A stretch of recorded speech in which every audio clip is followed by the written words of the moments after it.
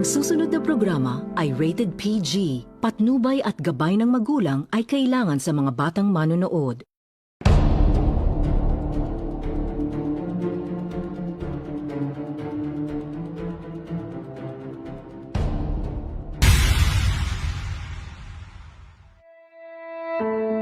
May mga anak kang go, get it, period. And I think that's the problem with a lot of parents. They don't actually know their kids. And human voice is the most powerful tool that we ever have.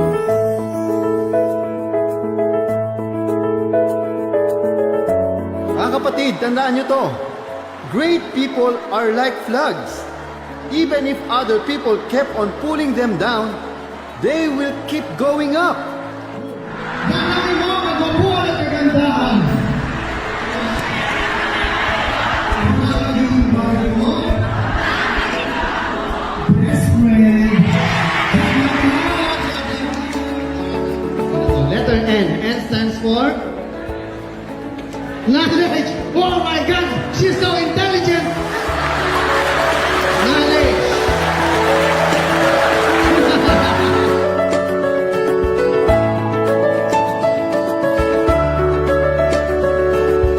People just come and go, but only precious few remains. But fewer stays. That's why never allow anyone to be your priority while you're just their option. Ano, yung puno naging monster. Naku, apo. Tumakbo na tayo. Asti. You know what? At the end of the day, everything that we do, we should enjoy, Mama. And we should have fun.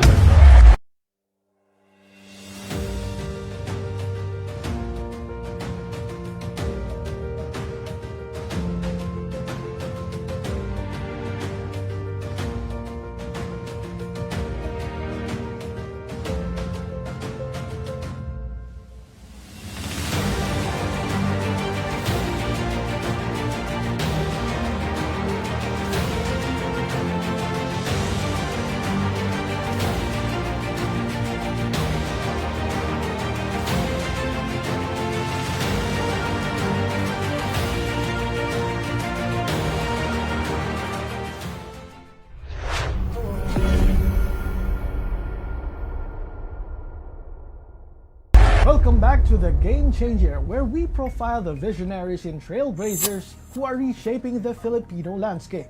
Today, we are joined by a man who has literally given a voice to the voiceless. He is an internationally awarded youth advocate, a veteran broadcaster, and the most recognized voiced artist in the country. He is the voice master of the Philippines, Pocholo Gonzales. So, Pocholo, you started your career at just 16 years old after winning a competition at DZMM. What was going through your mind as a teenager entering such a massive industry?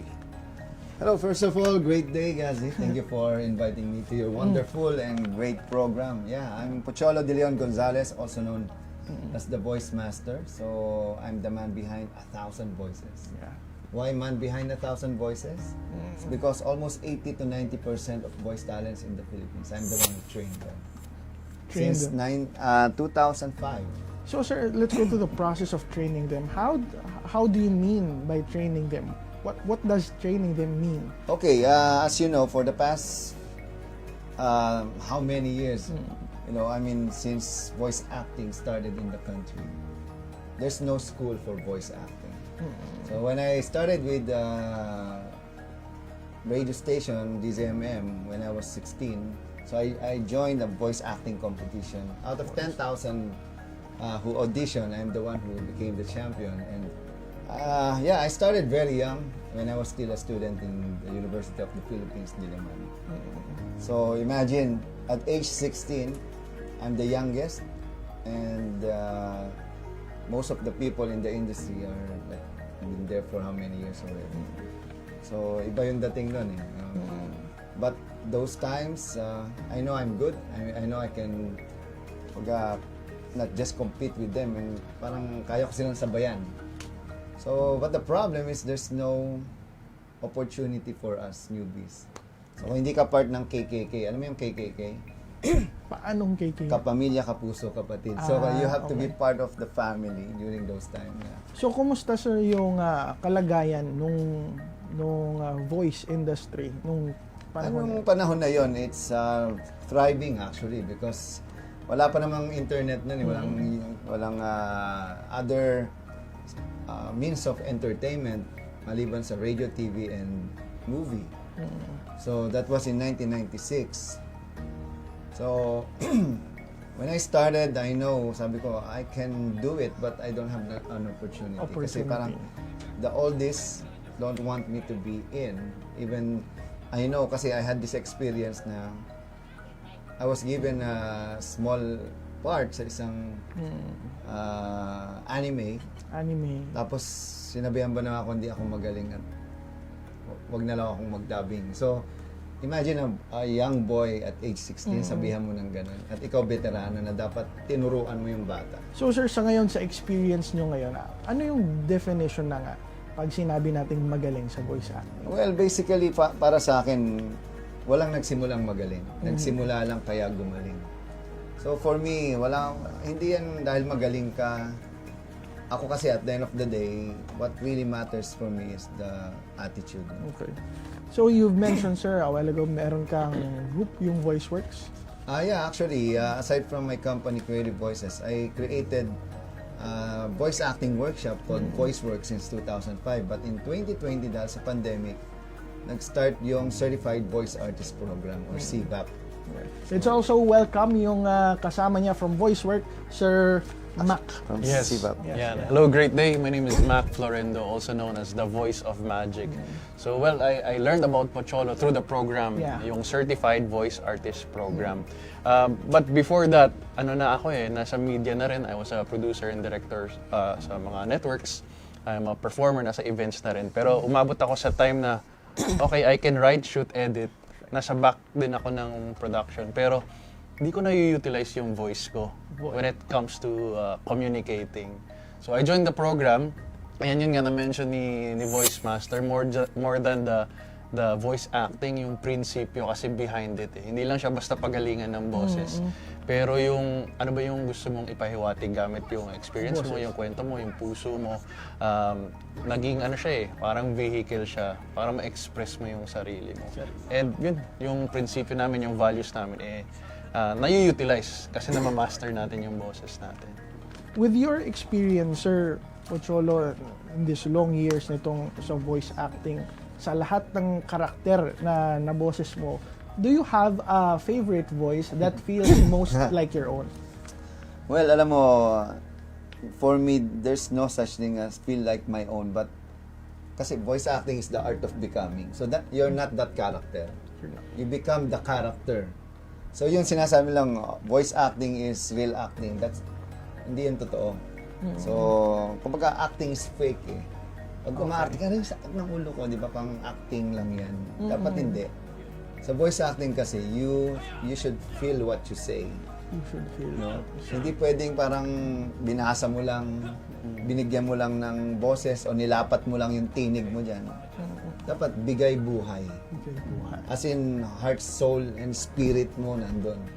Kaya pag pinanood mo siya, parang yung siya nagsasalita, hindi lutang yung boses. natural. Oh, kasi maraming dubbing ngayon, lalo na yung mga baguhan, sobrang lutang. Pag sinabi mo lutang, hindi nagsisync yung character, yung emotion, at yung pagka-character at tao nung binobosesan niya.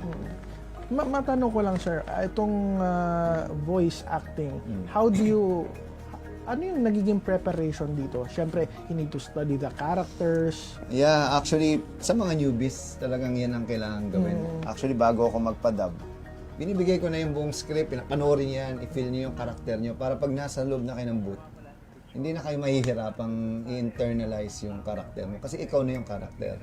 Kasi inaaral mo ko lang along the way. Pero for us, veterans, especially 30 years na ako sa industriya, tatanungin ko lang, anong meron dyan sa karakter niya. Alam ko na yan, hindi ko na kailangan siyang aralin. Kasi along the way, makukuha ko na agad eh. Like yung huli kong ginawa, yung Kaiju number 8. So ako si Kafka Hibino. yung pagkakulit niya, yun yung gustong-gusto ko. Kasi ang malupit doon, mula sa pagiging weak, nagiging siyang monster, so nagiging powerful. Ano ginagawa ko dito? Naku, napakatanga ko naman. Bakit ako yung ganun? Yeah. Tapos, hindi ako papayag. Tapos hanggang sa, manda ka sa akin, ako ang Kaiju number 8! So, kita mo yung transition ng karakter niya. Doon pa lang sa, hindi lang sa boses doon sa pagkatao niya. Nararamdaman mo, nakulit ko naman. Di ba yung, kahit hindi mo panoorin niya, nararamdaman mo siya. Lalo na pag napapanood mo na yung character sa anime. Kayo po, Sir Mac, nagsisimula po kayo, meron po ba kayong distinct preparation on how do you study the script o kaya yung character? Well, yung base sa sinabi ni Voice Master, and sa programa namin sa CVAP, yung voice acting is the art of becoming. Dinaanan din naman namin yung aralin mo yung karakter. Pero pag nasasanay ka na, ano na siya pag pumasok ka sa loob ng recording booth, pag nakita mo yung karakter, dapat alam mo na, ikaw na siya tulad nung recent din na project namin, yung Gachiakuta, si Rudo, ako nagboses sa kanya. Siyempre napunta siya sa isang mundo na hindi niya alam. Kasi pag inaral ko siya before the project, parang may idea na ako sa mangyayari. Minsan hindi na siya nagiging authentic Pero kung sasabayan ko yung karakter na, bakit ako nandito? Sino kayo? So, mas natural sa akin lumalabas yung, nga, bago ko rin makikilala yung mga kasama ko. So, lumalabas siya. Kahit sabihin mong boses lang siya, ramdam na ramdam mo kapag ikaw yung viewer. Exactly. Yun, nasabi niyo yung voice acting is the art of becoming. So, why do you feel it was overlooked for so long in the Philippines? First of all, it was overlooked because you cannot see it. Kaya overlook, hindi ko nakita. Kasi we are just voices, but we are the most important element in any audiovisual. Tanggalan mo ng boses lahat. Kahit radyo, TV, movie, animation, tanggalin mo boses. Walang kwenta lahat yan. Kasi ang boses lang ang tao. Boses. Boses lang ang may emosyon. Boses lang ang nakikipag-usap, nakikipag-communicate. Sa boses ka lang magkakaroon ng relationship. So, sir, sa experience nyo, in these years of voice acting, how did voice acting evolve? Basically, akong may dahilan dyan. No? Kung wala yung School of Voice Acting ko, yung Certified Voice Artist Program at Philippine Center for Voice Acting or Voice Acting Academy Philippines, wala, old school ka pa rin. Ano ba? Hindi itong tamang gawin mo. Lagi na lang bang ganyan ang acting sa radyo? Hindi naman ganun makipag-usap sa totoong buhay. Ganito ba ako sasagot sa'yo? Na ang voice acting ay kailangan laging ganito. Laging may hinga. Hindi naman, di ba? Hindi natural. So how do Hindi you feel authentic. how do you feel the need to innovate? And paano mo na-identify, okay, innovate natin Actually, to? hindi lahat ng mga, like, for example, hindi, parang singer lang yan. Hindi lahat ng singer kayang kantahin lahat ng kanta. Pero pag professional singer ka, sobrang kaya mo lahat ng genre, sobrang galing mo na. Same as voice acting. Parang mga DJ, hindi sila magaling ng voice acting. Kasi para silang laging DJ. Yung, you're listening to your favorite radio station, this Yeah. is DWXL. Parang ganun. Tapos, pag nagdubbing sila, ano mo si, manda ka sa akin, yung bagay sa'yo. Parang, Hindi tumutugma. ang tawag dyan, DJ syndrome. At meron ako dating partner, ganun yung acting. At hanggang ganun pa rin siya umarte. Kasi DJ siya So sir, paano nyo kaya, for example, meron kang school nitong voice acting, kapag may ganong syndrome yung voice actor, anong nagiging paraan, solution nyo sa mga ganon? Well, ako basically, pag hindi ka nag-unlearn at lagi yan na lang yung feeling mo magaling ka, hanggang doon ka na lang, hindi ka mag-grow bilang voice artist. Kasi magkaiba ang voiceover sa voice acting. Yung voiceover, sila yung narrative lang, yung iisa lang ang tunog, yung parang Creative Voices Production specializes in custom audio for animation, messages on hold, voicemail systems, websites, multimedia, podcasting, and radio commercials. So may cadence na pare-parehas. Yan yung mga na-AI. Kasi merong, may kumbaga pattern. Kasi ang AI is pattern, recognition yan, data yan. So kahit anong gawin mo, iisa tunog niyan, wala. Ma-AI ka, lalo na ngayon, we are into artificial intelligence. Pero voice acting, wala. Paiba-iba yan. Iba ang nuances, iba ang cadence mo, yung prosody mo, 'di ba? Like ako, the way hindi mahirap i-AI yung pagsagot ko sa kasi alam mo yung voice acting kasi ay art of becoming yan. 'Di ba? Parang doon makikita mo agad yung diferensya kung paano ako makipag-communicate. Ganun din sa voice acting. Kasi ang matitira na lang sa mundo ng voice is dubbing. Tsaka mga radio drama, voice acting. The rest will be magiging automated yan. Kaya kopyahin na ng artificial intelligence. And especially ngayon, mas magaling na nga yung AI pagdating sa tao. Sir Mac, kayo po, nung nagsisimula kayo, paano nyo na-overcome tong mga ganitong syndrome?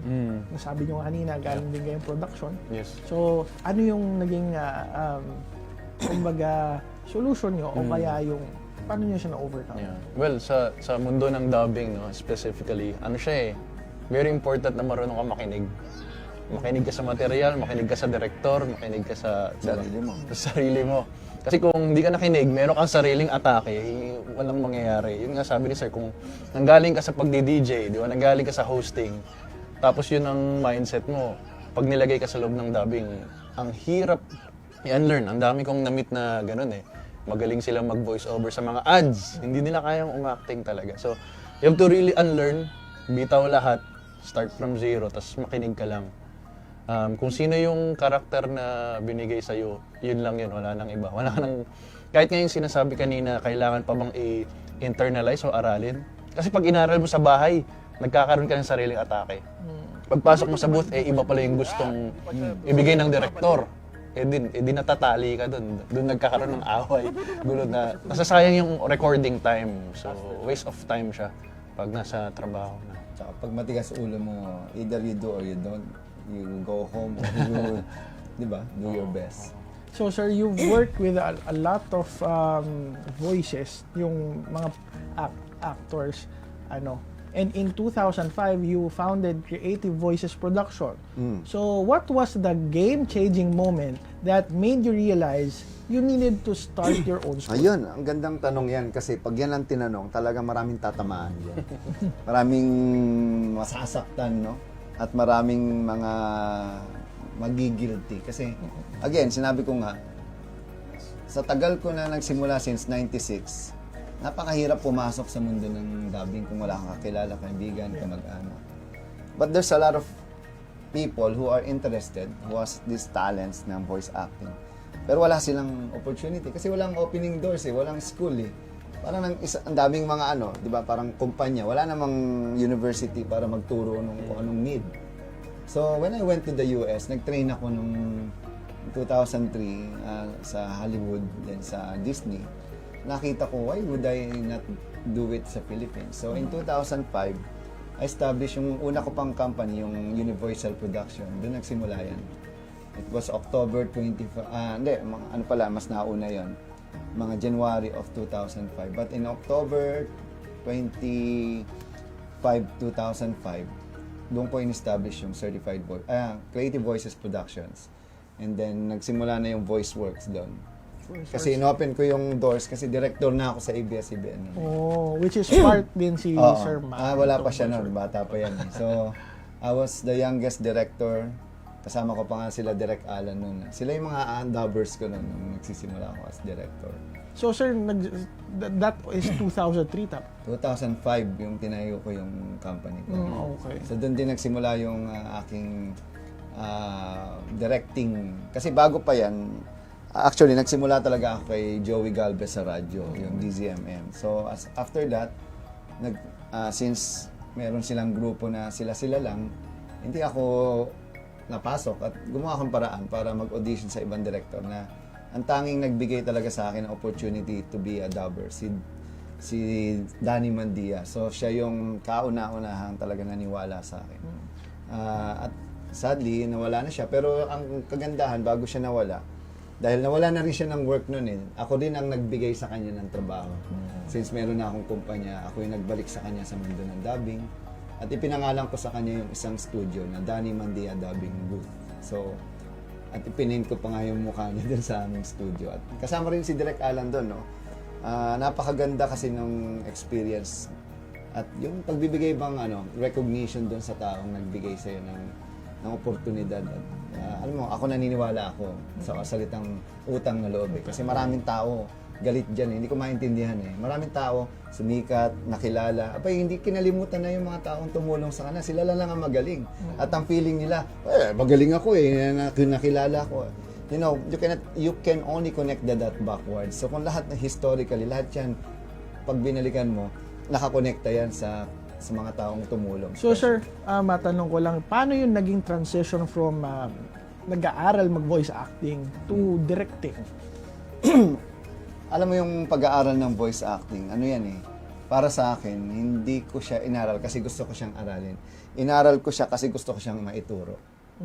Di ba? Okay. Kasi kung hindi ka mag-aaral, anong use nung paano ka matuto at paano ka matututo kung hindi ka mag-aaral at paano ka magtuturo kung hindi mo inaral? Okay. Hindi ka pwedeng magturo kung wala ka naman. Marami kasi dyan nagtuturo lang for the sake of kumita. Experience ko. Ako nag-aral talaga ako. I have 200 books about voice acting. Binili ko pa sa US yan. I mean, that's the truth, no? So that's why I wrote my own book, yung gusto kong maging voice talent. Imagine, out of 10,000 books, nanalo siya ng National Book Awards as best book for professions noong year 2017. Not because I want to write a book for myself, but I want to write a book to teach people. Diba? Okay sir, pag-usapan natin yung pagpanalo natin sa National Book Award, and we're just getting warmed up with the Voice Master. Up next, we dive into how Pocholo is democratizing the industry through VoiceWorks and his mission to make the Philippines the center of voice excellence in Asia. Don't go anywhere, the Game Changer will be right back.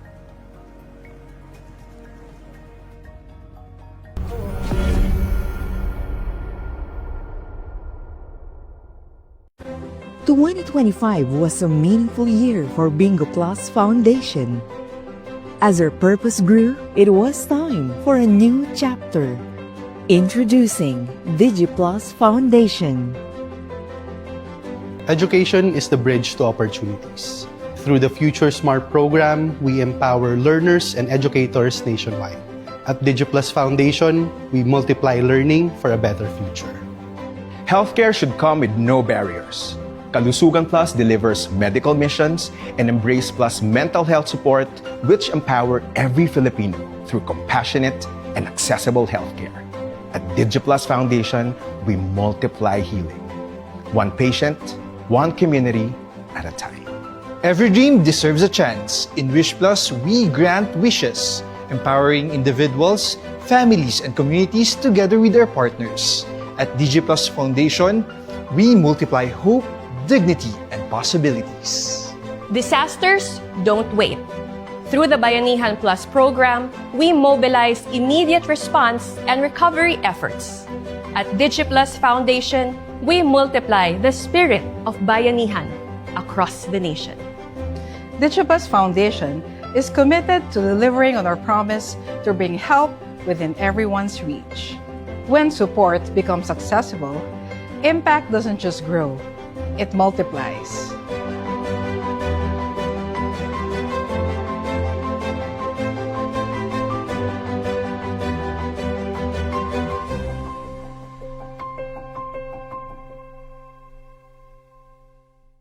Madali pa mag-cash in sa Bingo Plus? Sa Bingo Plus. Official partner na namin ng Bayad Center. Easy! License ba yun ng Pagcor? Sa Bingo Plus. Kaya responsible gaming lagi. Ang fun! Gaming? Na may insurance? Sa Bingo Plus. Sa PhilFirst, insured ang wallet mo ng 1 million pesos. Safe nga! Talaga namang... sa Bingo Plus. Partnered with Bayad Center, licensed by Pagcor, protected by PhilFirst. Sa Bingo Plus. The best players succeed because they set boundaries. Every great athlete wins with control. Always have a game plan.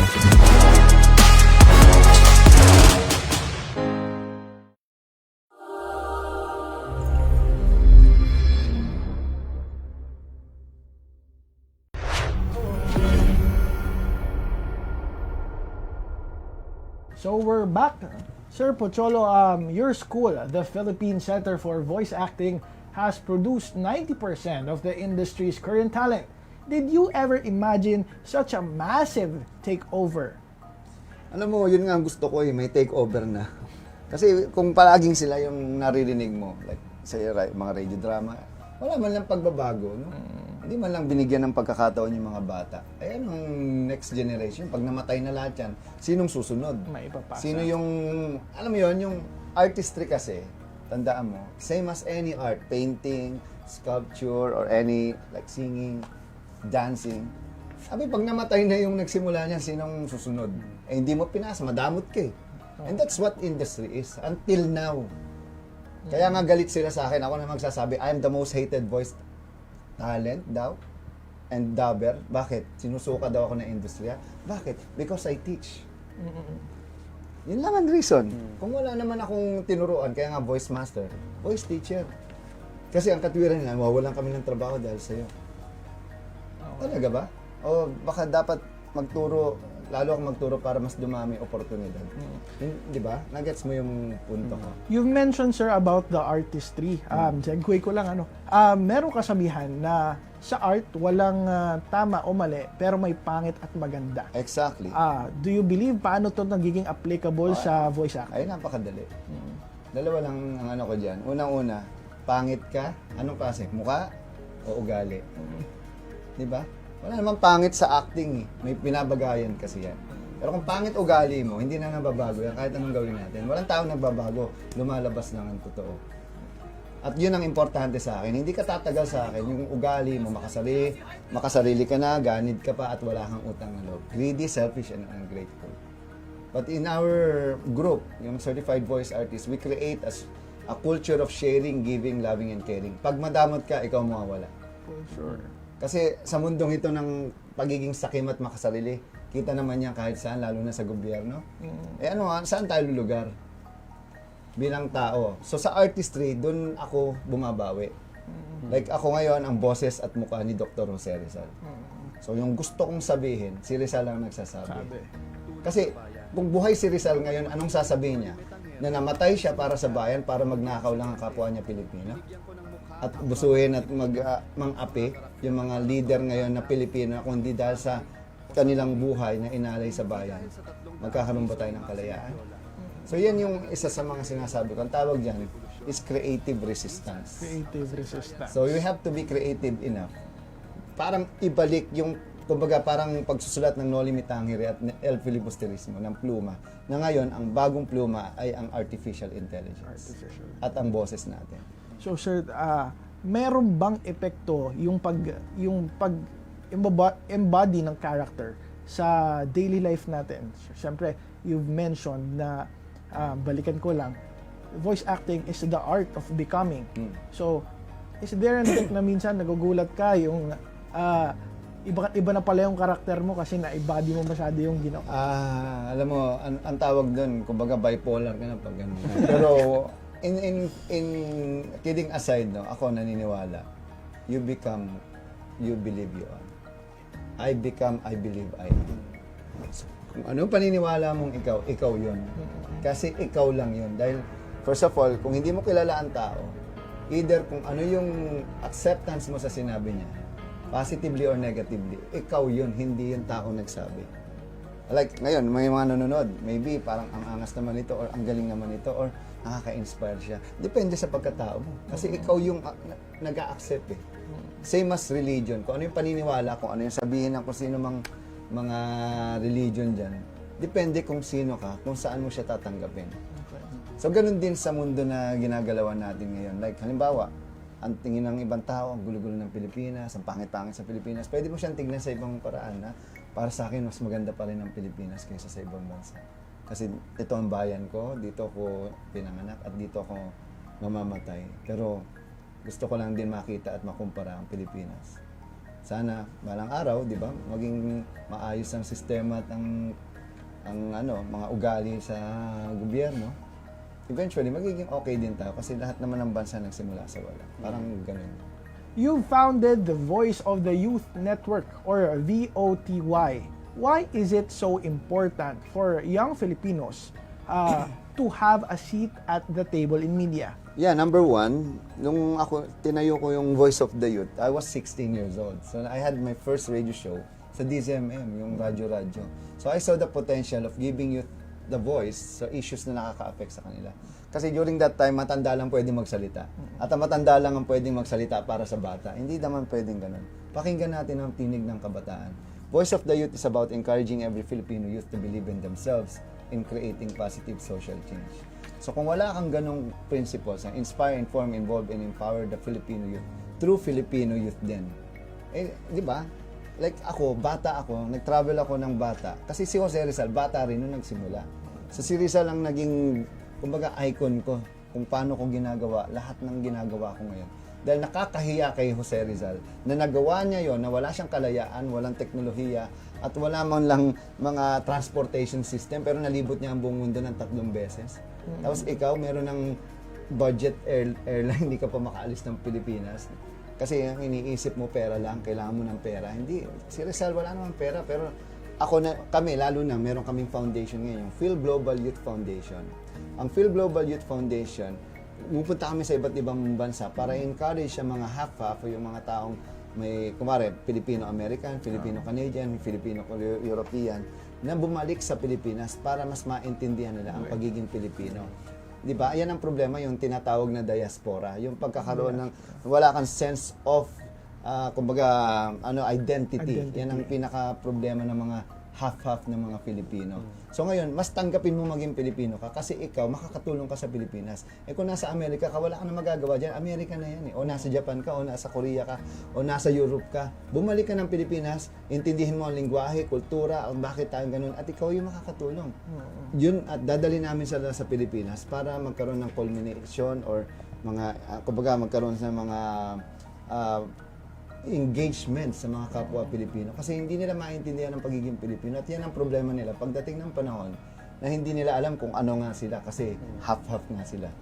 Ikaw, Sir Mac, how do you feel na yung state o kaya yung status ng youth dito sa voice acting ng media as your, para sa experience mo? Gusto ko lang din i-share na kami ni Voice Master, siguro 5 to 6 years na kami magkasama. So lahat ng nabanggit niya, from voice to prinsipyo to AI to Phil Global, magkasama kami. So talagang align kami. Even with yung prinsipyo na galing pa kay Jose Rizal, dyan talaga kami nagmamatch. At a young age, na nagkaroon din tayo ng opportunity to study abroad. So yun nga, yung may nakita na kami nung bata pa kami, whether si Jose Rizal yan o opportunity to be abroad. We were blessed and we're grateful for all the experiences that we have experienced. Kailangan lang talaga siya ibalik dito sa Pilipinas kung saan siya kailangan. Even for me, I founded a number of initiatives din. So I started Food Rescue in the Philippines. Ito yung resource sharing. So lahat ng mga sobrang pagkain na hindi naman na-utilize, kung pwede pa, ibigay natin sa mga nangangailangan. Same thing with Gamit Rescue. So we also founded yung Gamit Rescue. So give anything material that inspires and transforms. Same thing lang yan sa talent natin, sa kaalaman natin, sa AI na available ngayon. We have to make use of the available resources eh. Kasi pag hindi, sayang lang yan. Diba, dadaan yung panahon na tatanda rin tayo. Mas bata ka, sir. Pero yan yung kailangan eh. Diba? Nandiyan na sa harap mo yung oportunidad. Sabi nga ni sir, si Jose Rizal nga, wala eh. Tayo, nandyan na, hindi pa rin natin alam yung gagawin. So we're coming together, si Voice Master, lahat ng partners namin, si Birch, kasama din namin yan. So ito yung mission namin. So hindi lang siya about voice acting alone, but it's really coming together.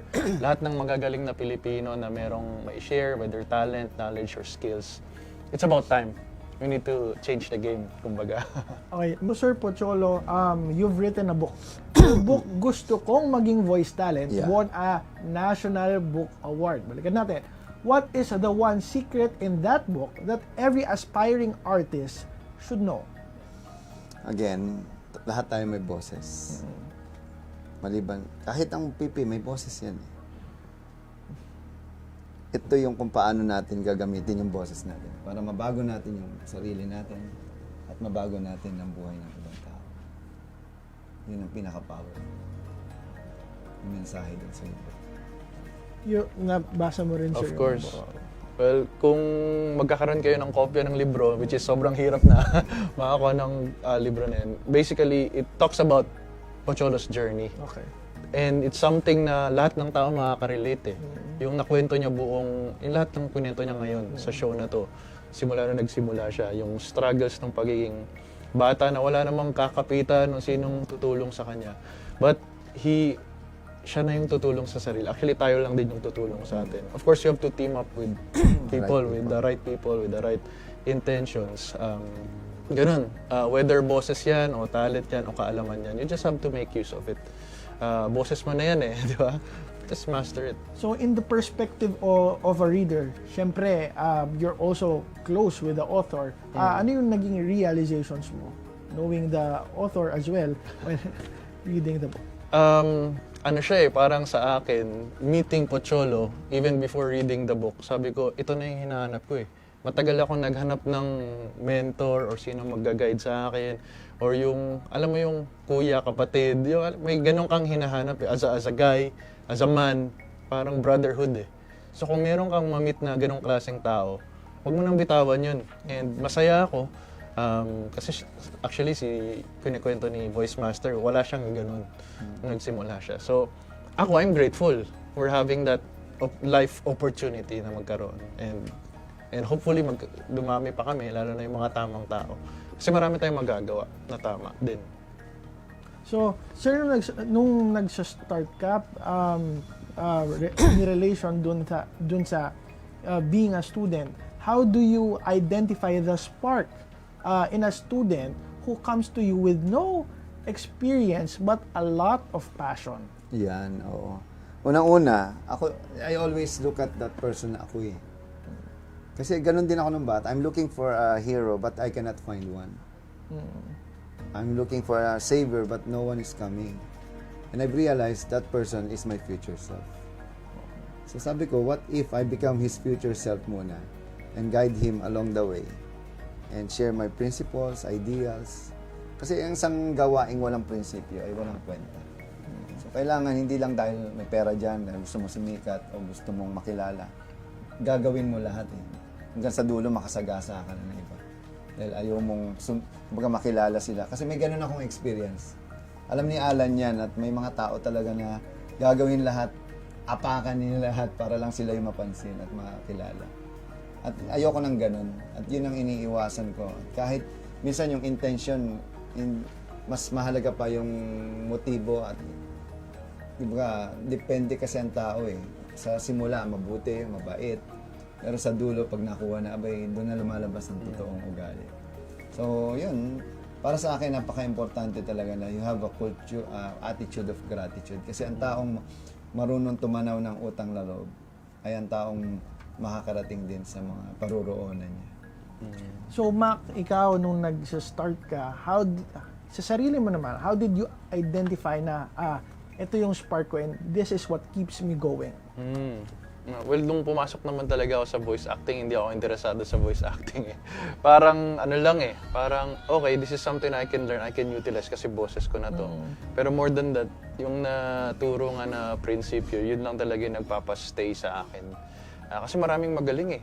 Parang talent gets you in the door, pero yung attitude mo, dyan ang magsasabi kung tatagal ka talaga dyan. So, yun lang siya, you just have to be authentic no, sa lahat ng gagawin mo kasi kung hindi, lalabas at lalabas yung bao. Eh. Meron bang time na kinonsider mo like napapagod ka na and then the spark made you continue? It's really your purpose. Di ba? Ano ba yung purpose mo talaga? Bakit ka nandito? Kasi kung pera lang dahilan kung bakit ka dito, may pinto naman pwede kang lumabas. Eh. Pero kung gusto mong ma-surrounded ka with people with real intentions para tulungan ka, di ba, magbago buhay mo, di ba, matulungan sarili mo, andito kami. Di ba? Hindi mo naman kailangan maglabas ng maraming pera, maging totoo ka lang. Yeah, kasi ibang tao binibili yung loyalty para lang masabing, alam mo yun, marami siyang kaibigan. Pero ang totoong taong mabuti, yan yung ang nananatili rin sa kanya, yung mabuti. We've talked about the past and the present. When we return, we look toward the future. Pocholo tells us about the Pochology Academy and how he's preparing the Philippines for the era of AI and global competition. You're watching The Game Changer.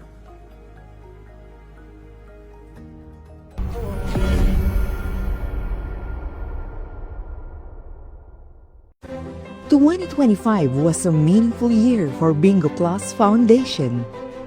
As our purpose grew, it was time for a new chapter. Introducing DigiPlus Foundation. Education is the bridge to opportunities. Through the Future Smart program, we empower learners and educators nationwide. At DigiPlus Foundation, we multiply learning for a better future. Healthcare should come with no barriers. Kalusugan Plus delivers medical missions and Embrace Plus mental health support which empower every Filipino through compassionate and accessible healthcare. At DigiPlus Foundation, we multiply healing. One patient, one community at a time. Every dream deserves a chance. In Wish Plus, we grant wishes, empowering individuals, families, and communities together with their partners. At DigiPlus Foundation, we multiply hope, dignity, and possibilities. Disasters don't wait. Through the Bayanihan Plus program, we mobilize immediate response and recovery efforts. At DigiPlus Foundation, we multiply the spirit of Bayanihan across the nation.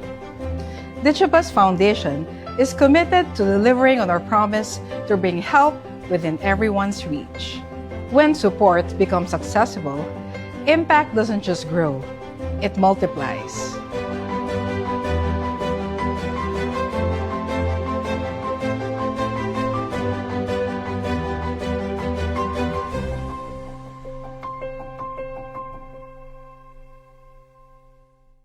Madali pa ba mag-cash in sa Bingo Plus?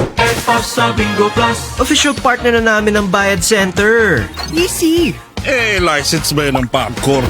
Sa Bingo Plus. Kaya responsible gaming lagi. Ang fun! Gaming?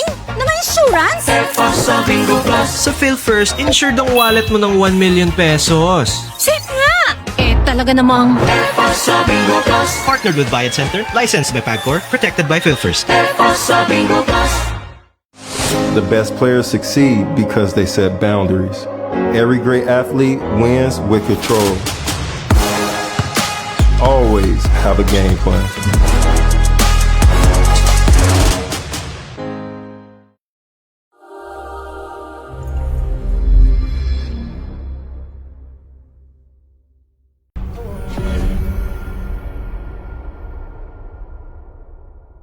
We're back at The Game Changer. So, Pocholo, you launched Pochology Academy as a school of life. What life skills do you think are missing from traditional education today? Wow. Nice question. Una-una, educational system is passé. Obsolete na talaga yan ever since. Kasi alam ko sa sarili ko dahil naging estudyante ako. Sabi ko, why we all studying something we don't want to learn? For example, math. Bobo nga ako sa math. Bakit ako magmamat? Eh di tutukan ko na lang yung bagay na gusto ko. So interest-based curriculum dapat. Kasi people will only be happy when they're learning something they love. Sino ba matutuwa na mag-aral ng isang bagay na alam niya nang bagsak na siya, ayaw niya, pero napipilitan siya, kailangan niya ipasa dahil part siya ng curriculum. Part siya ng kailangan mong ipasa para lang masabing pasado ka. Di ba? Eh di kung yan magaling sa art, tutukan mo na lang yung art, dun mo na siya ilagay. Bata pa lang, dun na siya. Kasi sa dulo, useless naman lahat eh. Focus na tayo. Because a lot of people will waste their time. At early young age, kahit 15, 14 years old, kaya niya nang gawin yan eh. Nung araw naman, walang ganito. Eh. Bakit? Ang nag-establish lang naman ng mga ng educational system na yan, yung mga taong mga kumpanya na naghahanap ng mga magiging alila at alito nila, di ba? So, what would you say naman, sir, doon sa sabi nila, even you don't know when you need it. So, well, again, lalo na ngayon, how will you not know anything that there's artificial intelligence na? Na yun dapat arali mo ng ilang taon, instant, pwede niya nang sagutin. Kailangan mo pa ba ng libro? Hindi na. Di ba? Babasahin mo yung buong libro. Ano makukuha mo dyan? Sige nga, kahit sino katanungin mo, ilan % ng binasa mo sa isang libro ang kaya mong ipaliwanag sa akin ngayon? Yun yung point. Because right now, hindi to pagalingan o patalinuhan, pabilisan na ngayon. Kung mabagal ka, hindi mo kayang i-accept ang change, huli ka na at never ka na makakahabol. Especially now, with the advent of technology called artificial intelligence. So let's get to that AI. So with the rise of AI-generated voices, do you see technology as a threat or a tool for the future of voice acting? Okay, first of all, saan ba nanggaling ang salitang voice acting? Bakit nagkaroon ng recording? I mean, nagkaroon ng audio. Anong kaibahan ng audio sa sound? Alam mo? Ang sound, kung ano yung naririnig mo ngayon. Ang audio, kung ano yung nakarecord ngayon. Yun ang kaibahan. Di ba? Importante kasi yan na ang boses natin ay naire-record para maging kasaysayan. Kasi nung mga panahon na ang kasaysayan ay kwento lang at hindi siya nakasulat, nawawala, namamatay. So, kailangan mo na may sulat tulad ng Biblia. Kung walang Biblia, walang Kristyanismo. Ganun lang kasimple yun. Ikaw, Mac, what do you think dito sa AI para sa voice acting, itong pag-usbong ng AI-generated voices, do you think it is a blessing or a curse? Yung AI voice, no? Kasi ang mga nagre-reklamo lang naman dyan, yung mga nagboboses eh. Pero yung end user, ano bang kailangan nila? Kailangan lang nila ng impormasyon. Kailangan lang nilang ma-entertain. Whether it's a real person or not, nasosolve ba yung problema ko? Tatawag ako sa internet, nawalan ako ng internet. O, tatanong yan, ano bang pangalan mo? Anong account number mo? O sige, aayusin natin yan. Whether tao yan, or robot, or chatbot, basta mabigay yung dapat, yung nangangailangan. Yun lang naman yung importante. So again, yung sa AI voice, ang nagre-reklamo lang talaga dyan is yung voice artist. So it's a message for them that they have to adapt. No? Pwede silang magreklamo ng magreklamo, pero kung ang demand ng buong mundo is just the information and the solution, so kailangan nilang mag-isip. So sir, you've mentioned a while ago na punta ka sa ibang bansa to study. So you've also represented the Philippines on global stages, like yung The Voice Convention in California. Yeah. So how does Filipino voice talent stack up against the rest of the world? Okay, basically again, pag pinag-usapan mong boses, hindi lang naman yan Tagalog or English, it's the world, no? Especially nowadays, meron tayong Netflix na, like kami, nagdadub kami ng mga anime, no? Yung Kaiju Number 8, Solo Leveling, My Hero Academia. Pinakasikat siguro yung The Amazing Digital Circus. Ako yung director nun sa Tagalog. So imagine mo kung walang representation ang Filipino voice, di English lang ibang language. That's the importance of dubbing. But again, we're now into artificial intelligence, which is in 2023, 11 Labs, which is the #1 AI company in the world, contacted me to create the data sets for Filipino languages. So ako halos ang 80% to 90% na boses ngayon na ginagamit sa mga TikTok, Instagram, Facebook. Tsaka mapansin mo, pamilyar yung boses ko, yung mga, kahit yung mga narrative na, ang creative voices ay nagsimula noong 2005. Sa boses ko yun. O kaya, may problema ka ba? Huwag mag-alala. Narito ka, nako, para tulungan ka. So, ginagamit ngayon yung boses ko na yan. Kahit sa Baclaran, sa Quiapo, sa Divisoria, bili-bili na, 3 for 100. Imaginein mo yun. So, naging, ang tawag dyan, na-democratize ko na. Yung dating napakamahal. Dati dadaan ka ng ad agency, dadaan ka ng mga recording studio. Ang mahal-mahal niyan, million pa nga ang binabayad ng ibang mga, ang tinatawag ng mga advertisers dyan. Ngayon, maniwala ka. Merong isang mabanggit ko lang, may nagsabi, "Uy, ikaw ba boses ng MX3? Hindi ko alam. Ni-record mo to? Hindi. AI ko yan. So, ibig sabihin, ganong kataas ang value ng boses ko para gamitin sa commercial ng kung sinong mga produkto yan na dating dumadaan sa mga ahensya at mga recording studio at kailangan pang magpa-audition.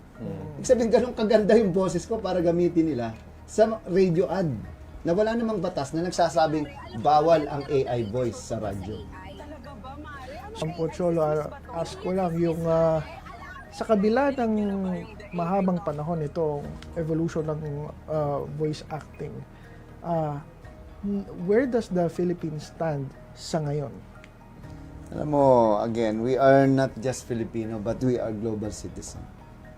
So it doesn't matter kung Tagalog o English, as long as you know how to communicate. It's all about message. No? Kaya nga kung mapapansin mo, kahit pag Tagalog, English ako sumagot, hindi mo na napapansin eh. Kasi accepted na natin ang bilingual na tinatawag. But eventually, the world will understand. The most important is how we translate those messages into our own life. Kung ano yung mensahe na gusto mong iparating. And it's all about communication process. Ang importante sa akin, for example, ngayon, I'm doing a lot of podcasts, especially AI Talks with the Voice Master. Ano akong show about artificial intelligence. So, ang battle cry ko, AI para sa masa. So, etong masa kasi, hindi, ang tingin nila, ang AI pang mayaman lang, pang techie lang. So, ngayon, sabi ko, hindi. Ito ay para sa lahat.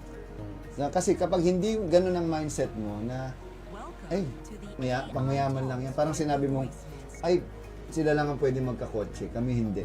Baka lang ako, kaya bisikleta na lang. No. You have the opportunity to use Lamborghini now.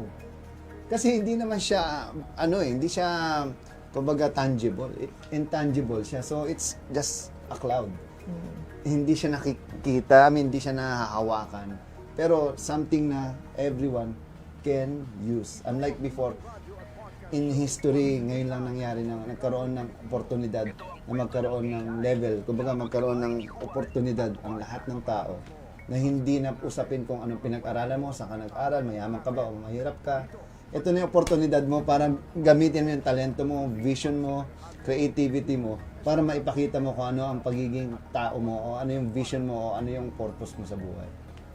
So, Cholo, let's talk about yung Microphone Club. What is it all about and why should professional voice users use it? Actually, yung Microphone Club, ngayon na, siya na yung CBAP. Kasi yung mga Microphone Club na yan, dating hosting group lang naman, mga host. So, pinag-isa ko na yan. Naging Certified Voice Artist Philippines na siya ngayon. At kami ang nag-start ng Voices Con, yung kauna-unahang voice acting, voiceover, and hosting training, paggamit ng boses sa buong Pilipinas since 2020. Na may gumaya na nga eh. Pero ang original niyan, Voices Con talaga. Galing yan ng Creative Voices. At international to hindi lang Pilipinas. So finally, Pocholo, what is the ultimate legacy you want to leave behind for the Voice Master brand? Well, all of us is a voice master if we will use our voice to create positive social change. Hindi naman ako yung voice master lang eh. Pag sinabi mong master is teacher. No, anyone can teach as long as the principle of inspiring, informing, involving, and empowering the Filipino, especially using your voice. And we always put God first on whatever we do, which is, sabi ko nga, our voice is a gift from God. And how we use it, that's our gift back to God. So kahit wala na ako sa mundo, sabi ko nga, may mga, si Harlem Ferolino is the voice master of Mindanao. May mga gano'n na, hindi naman akin yan, it's just something na ginamit ko as a brand. Para mas madaling, kumbaga sa produkto, parang ang McDo Jollibee, di ba madaling tandaan kaysa Pocholo Gonzales. Kasi ayoko maging personality-based siya. I would like it to become principle-based. And, di ba, kailangan siya, purpose-based talaga yung ginagawa ko, hindi lang dahil may pera dyan, gusto kong makikilala kayo. Hindi, gusto kong makilala ang Pilipinas na isa tayo sa world class na mga artists, especially as a voice artist. Once again, we're with the Voice Master, Pocholo Gonzales and Mac. Thank you for joining us today, whether you're using your voice to entertain or to empower. Remember that your story is the greatest script you'll ever write. I'm your host, and this has been The Game Changer on DATV. See you next time.